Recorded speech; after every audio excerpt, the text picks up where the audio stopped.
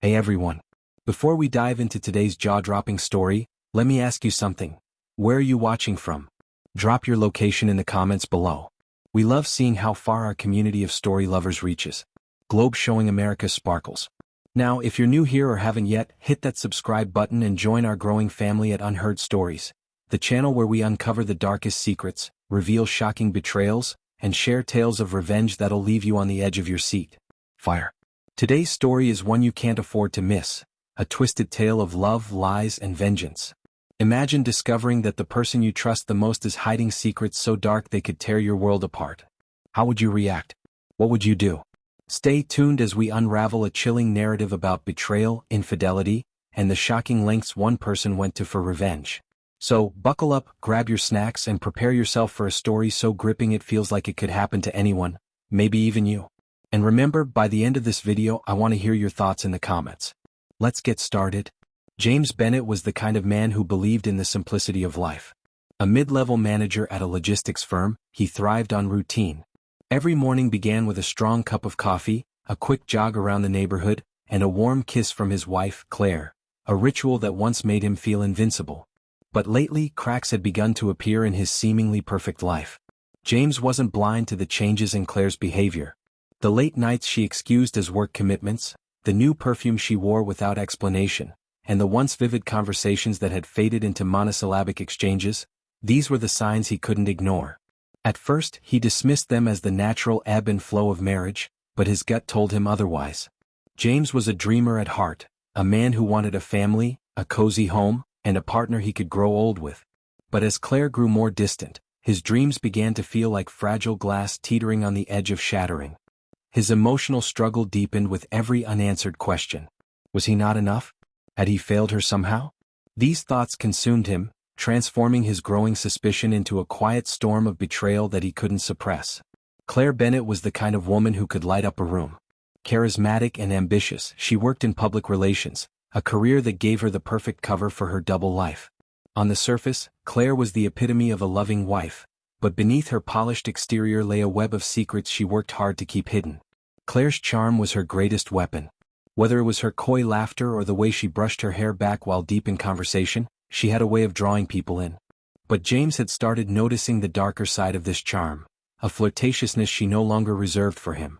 Her phone, once an open book, now buzzed with mysterious notifications. Her work trips stretched longer than they should, and she had begun spending more money than their modest budget allowed. Her affair with Eric started innocuously enough.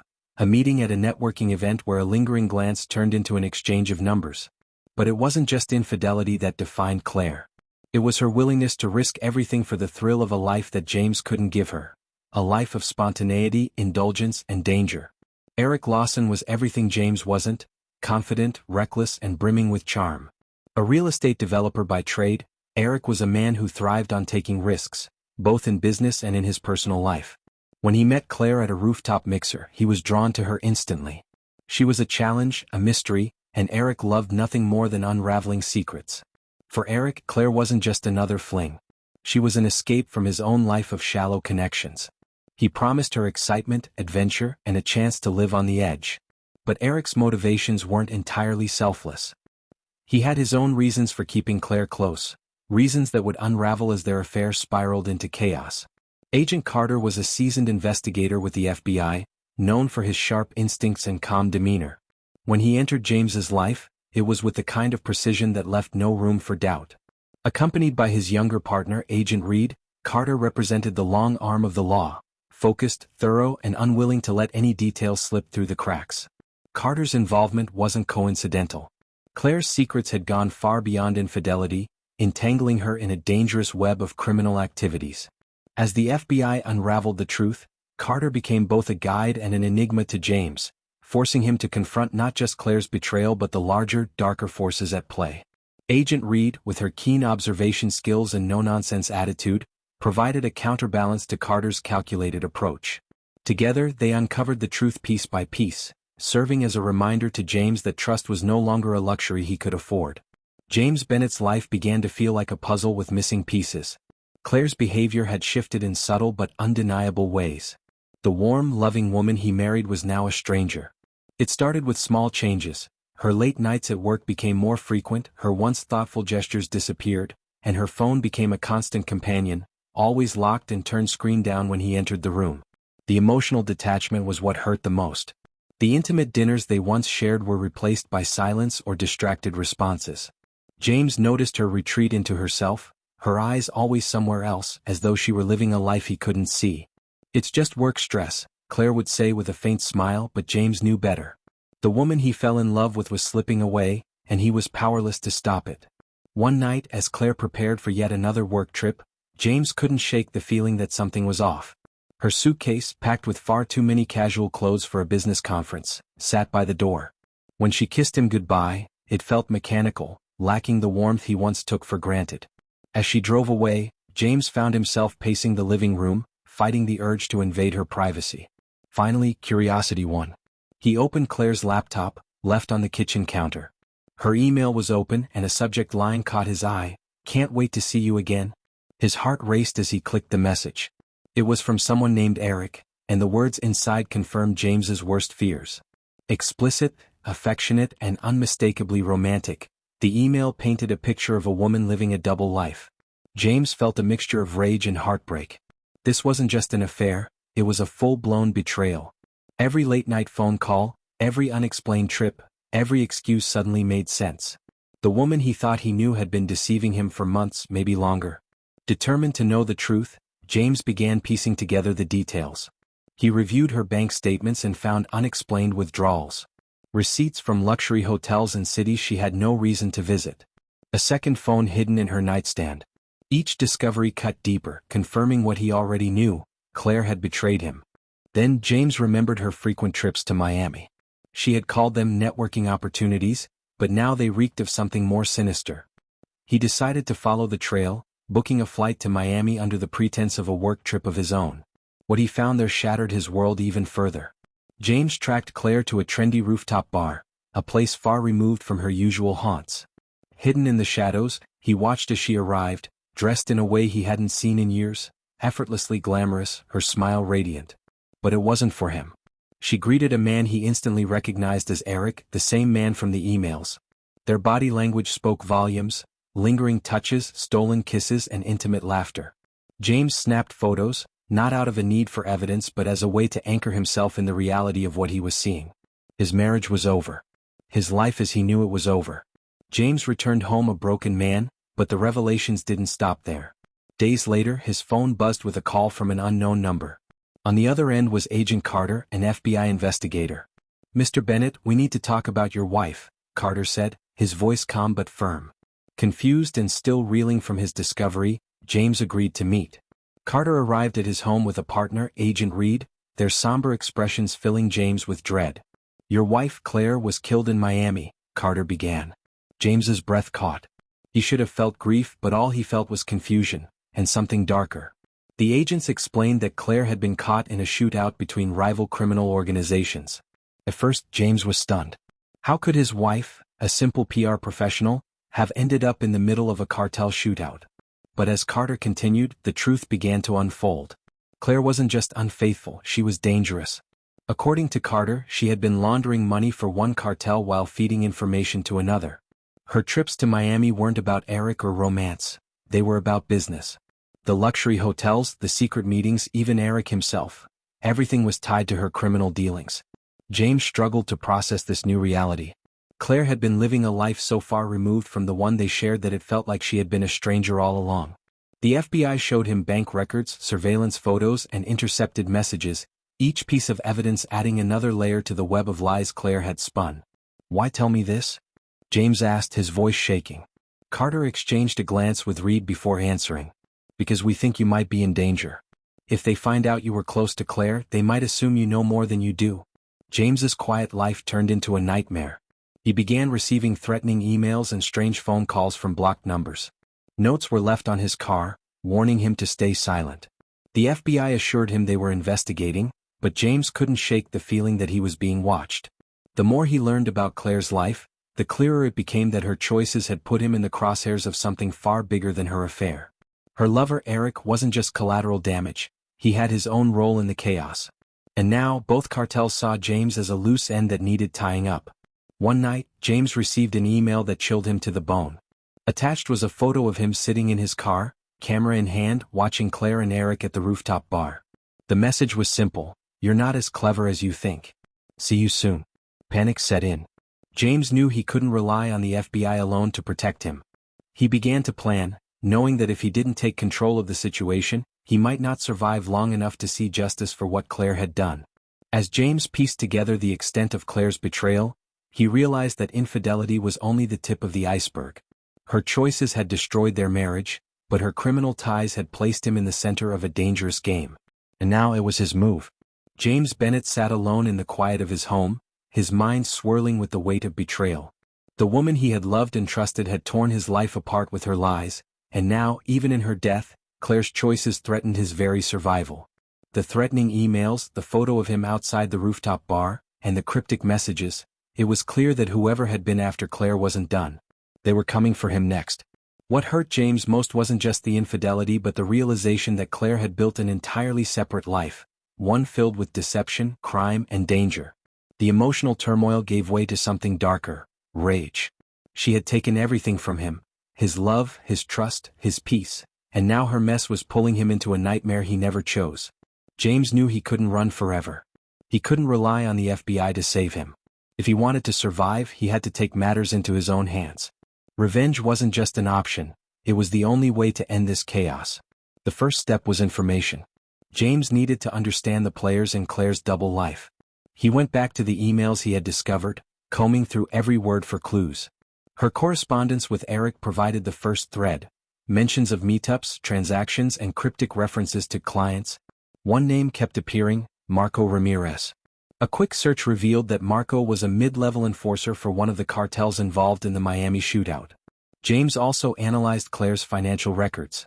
The withdrawals the FBI had mentioned were staggering, pointing to something bigger than just infidelity. She had been funneling money through offshore accounts, hiding transactions under shell companies. The deeper James dug, the more he realized that Claire had been playing a dangerous game, acting as a middlewoman between two rival cartels. She wasn't just laundering money, she was double-crossing criminals who didn't forgive betrayal. James knew he needed help, but he couldn't trust the FBI entirely. Their involvement had already drawn attention to him, and he suspected they were using him as bait. Instead, he turned to Greg, an old coworker with connections to people who operated in the shadows. Greg wasn't just resourceful. He was someone who knew how to handle situations that didn't require legal solutions. Greg listened as James laid out everything: the affair, the cartels, the threats. "You're in deep," Greg said, lighting a cigarette. "But if you're serious about ending this, I know a guy who can help." The guy was a fixer named Anton, a former intelligence operative turned mercenary. James met with him under the cover of night, explaining his plan. Together, they devised a strategy to lure Marco Ramirez and Eric into a confrontation. The bait? A fabricated rumor that Claire had left behind something valuable: evidence of cartel transactions. It was a lie, but one they knew would draw attention. The meeting was set for an abandoned warehouse on the outskirts of town, a place where no one would hear the chaos that was about to unfold. James felt his heart pounding as he stood in the center of the dimly lit space, waiting. Anton and his team were hidden in the shadows, armed and ready to intervene if things went south. Headlights pierced the darkness, and two cars pulled up outside the warehouse. The doors opened, and out stepped Marco Ramirez, flanked by two heavily armed men. Behind them, Eric emerged, his confident swagger sending a wave of anger through James. "You're a brave man, James," Marco said, his voice calm but menacing. "But also a foolish one. Where's the evidence?" James stood his ground, his voice steady despite the fear coursing through him. "I'll show you once we talk about Claire. She's the reason we're all here, isn't she?" Marco's eyes narrowed. "Claire is dead. And now her mess is yours." Eric stepped forward, his smirk infuriating. "James, you never knew Claire like I did. She wanted out of your life, out of this life. She played you and you didn't even see it." James clenched his fists, his voice rising. "And what about you, Eric? You think you're innocent? You helped her destroy everything. But guess what? You're just another pawn." The tension was thick, every word a spark threatening to ignite the situation. Marco raised his hand, signaling his men to move. "Enough talking. Where's the evidence?" Before James could answer, a sharp whistle cut through the air, Anton's signal. In an instant, the warehouse erupted into chaos. Anton's team emerged from the shadows, guns blazing. Marco's men returned fire, the sound deafening in the confined space. James dropped to the ground, crawling behind a stack of crates for cover. The firefight was brutal. Marco's men were outnumbered but skilled, their shots precise and deadly. Anton's team moved with military precision, taking down targets one by one. James could only watch, his heart pounding as bullets whizzed past. Eric tried to escape in the chaos, but James wasn't about to let him go. Fueled by rage, he tackled Eric to the ground, the two men grappling amidst the gunfire. "You ruined my life," James shouted, landing a punch that sent Eric reeling. Eric laughed, blood dripping from his mouth. "You think Claire was yours to begin with? She was always looking for something better. You were just her safety net." James's anger boiled over. He grabbed a metal pipe from the ground, raising it above Eric. "And now you're nothing," he screamed, bringing the pipe down. Before he could land the blow, Anton pulled him back. "Not now," Anton said, his voice firm. "We need him alive." The fight ended as quickly as it began. Marco lay dead, his men scattered or incapacitated. Anton's team secured Eric, tying him to a chair in the middle of the warehouse. James stood over him, his breathing heavy. Eric smirked through his bruised face. "You think killing me will solve this? You're in over your head, James. Claire's mess doesn't end with me." James leaned in, his voice cold. "Maybe not. But at least I'll know you paid for what you did." Anton intervened, his tone final. "We'll handle him. You've done enough." As dawn broke, James left the warehouse, his body aching and his mind racing. The confrontation had ended, but the weight of Claire's betrayal and the chaos it unleashed would linger. He had survived, but at what cost? Driving away from the warehouse, James couldn't shake the emptiness inside. Revenge hadn't brought him closure, it had only confirmed how much he had lost. Claire's lies had destroyed his trust, and now his hands were stained with the blood of those tangled in her web. As he crossed the city limits, James made a silent vow to start over. He couldn't undo the past, but he could rebuild. Somewhere, far from the shadows of Claire's betrayal, he would find a way to live again. For now, though, the scars remained, a reminder that even in revenge there are no winners, only survivors. The drive back to Greg's house was silent, the weight of the night pressing heavily on James's chest. The confrontation at the warehouse had ended in bloodshed, but the victory felt hollow. The sight of Marco's lifeless body and the pleading, bruised face of Eric were images he couldn't shake. Revenge had brought him no peace, only a bitter aftertaste of guilt and regret. James stared at his hands as he gripped the steering wheel. They still trembled, not from fear but from the adrenaline that coursed through him during the chaotic fight. His knuckles were bruised, a physical reminder of the violence he had been forced to endure. Yet it was the internal scars that hurt the most. The betrayal of someone he had loved so deeply, the realization of how little he had truly known her, and the darkness he had tapped into within himself, all of it weighed heavily on his soul. When he reached Greg's house, the fixer greeted him with a solemn nod. "It's done," Greg said, handing him a glass of whiskey. James took it, grateful for the brief comfort, but he couldn't bring himself to speak. He simply sat in silence, staring out the window at the first light of dawn. "Now what?" Greg asked after a long pause. "I don't know," James admitted. "I thought this would bring closure, but it feels like I've lost even more." In the days that followed, James tried to reclaim some semblance of normalcy, but the paranoia lingered like a shadow. Every unfamiliar car that passed by his temporary hideout, every stranger who lingered too long in his line of sight, sent his heart racing. The cartel might have lost their enforcer in Marco, but James knew there were always others higher up the chain. He had tied off one loose end, but others likely remained. The threatening emails stopped, but James couldn't shake the feeling that someone was still watching. He spent hours double-checking locks, scanning his surroundings and avoiding routine. Sleep came sparingly, plagued by vivid nightmares of Claire, Eric, and the chaos he had barely escaped. He considered reaching out to Agent Carter, but what would he say?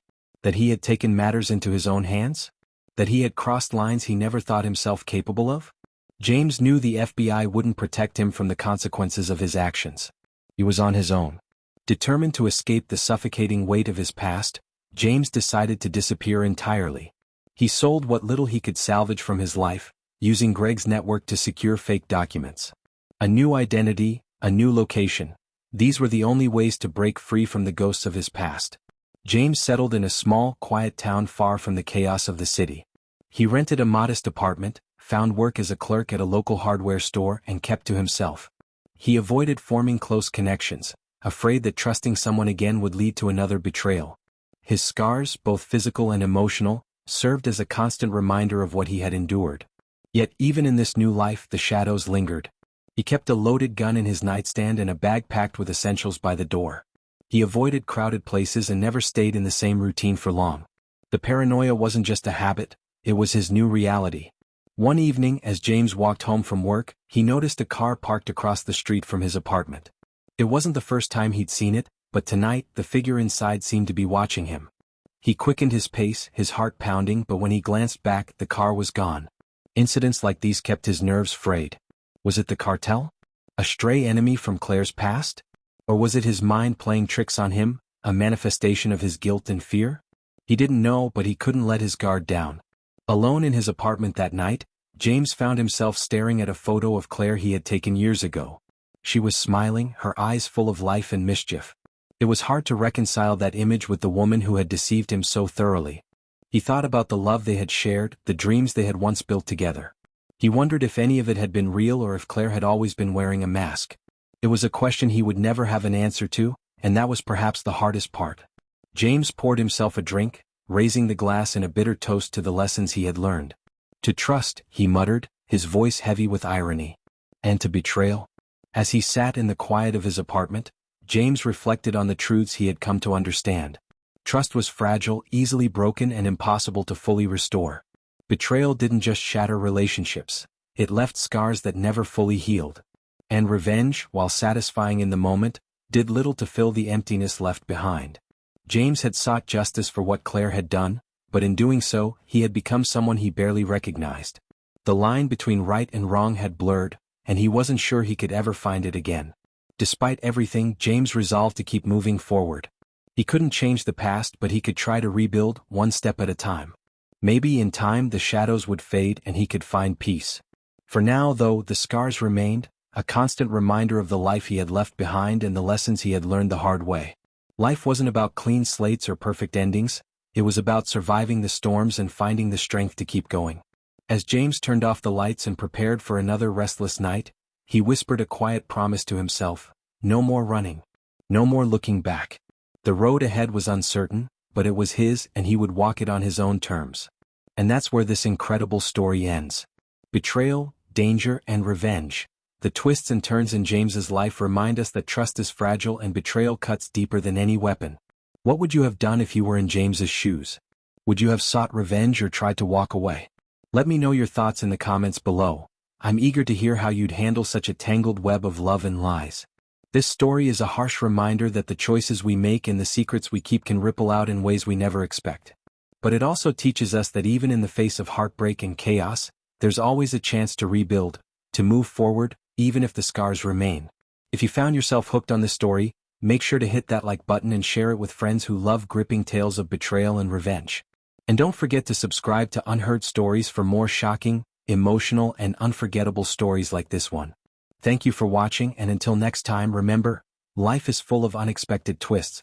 Stay strong, stay curious, and keep coming back for more untold tales. See you in the next story.